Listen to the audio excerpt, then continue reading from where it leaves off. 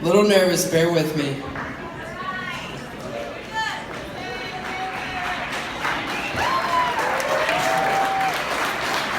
Thank you.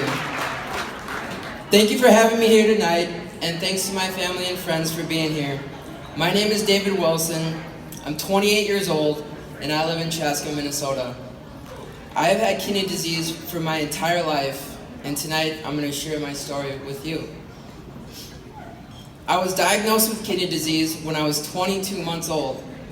This came as a shock to my parents. We had no family history of kidney disease, and we knew very little about it. I was put on medication along with chemotherapy to delay progression of the disease. This made for a tough childhood. I struggled with high blood pressure, and since my kidneys didn't work right, my body retained fluid.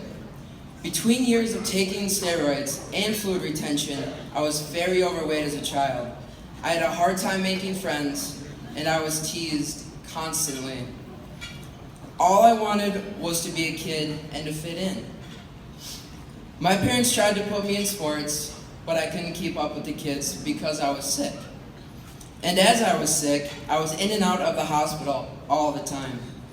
I missed most of my 5th grade because I was in the hospital, and to this day, I still don't know fractions very well. This is not unusual for kids with kidney disease, as hospital visits become very frequent. In 6th grade, things got really bad. My disease caused me to retain so much fluid that my lungs collapsed while I was in the hospital.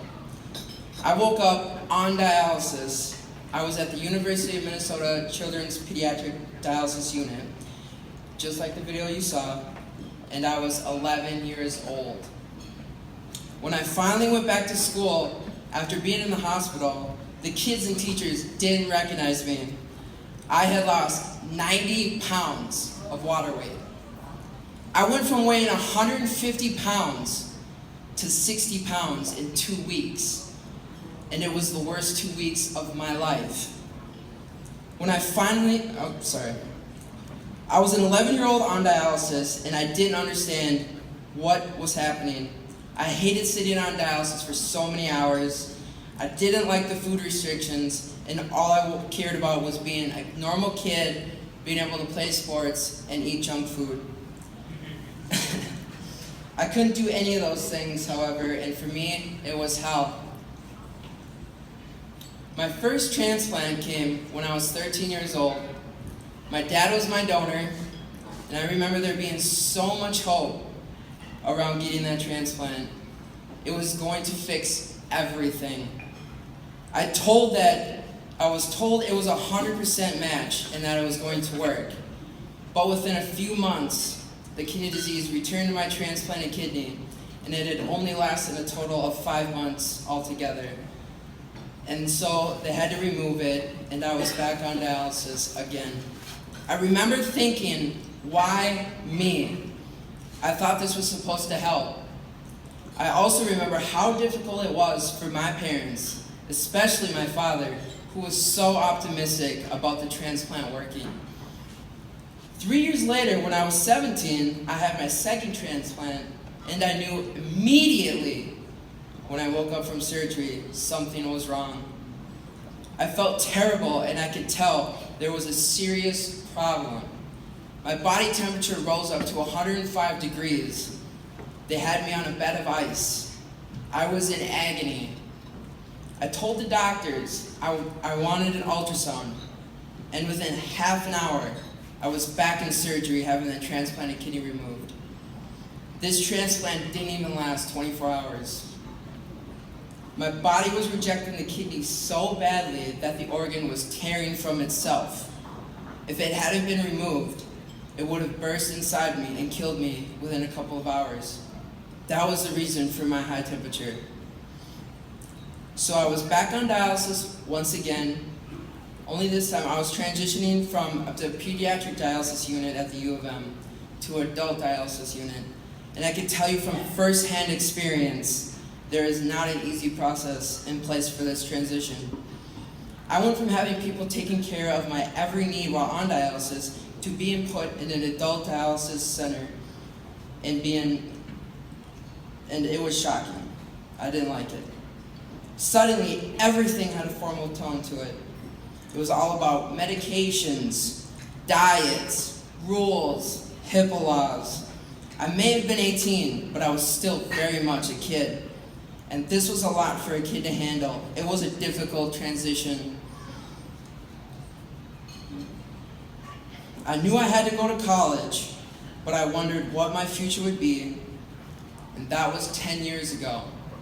Today, I'm 28 years old, I'm still on dialysis, but I recently graduated from college with a bachelor's degree in digital design.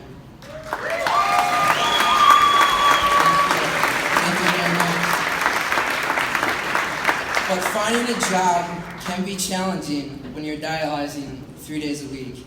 Most 28-year-olds are enjoying hopefully happy lives with their friends and loved ones and having stable jobs and living life. They're not thinking about their own mortality, but I am. I think about it every single day. And every time I think about it, it scares me every time it crosses my mind. Dialysis can be isolating at times, especially at my age, but it does not affect my positive outlook on life. And I am always hopeful for something better. As for my health, the future is unknown, and let me tell you, it's extremely unnerving when you can't get any answers. But that's the reality of kidney disease. Often, there are no good answers. That's why the organization like National Kidney Foundation is so important. Kidney patients need advocates. We need our voices heard on Capitol Hill to ensure that we're protected and have access to medication. This is very important for patients like me. NKF also invests in research. And if you've learned anything from my story, it's that new treatment options for kidney disease are needed as soon as possible. I'm not the only one who's had a failed transplant. And for patients like me, new treatment options like new medications or the artificial kidney could give us a new chance at life. But these trials take money, and NKF needs your help in funding these types of research projects. So tonight, I ask you, please consider supporting the National Kidney Foundation.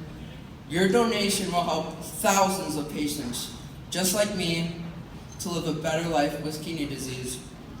Thank you for your support, and I hope all of you have a great rest of the night.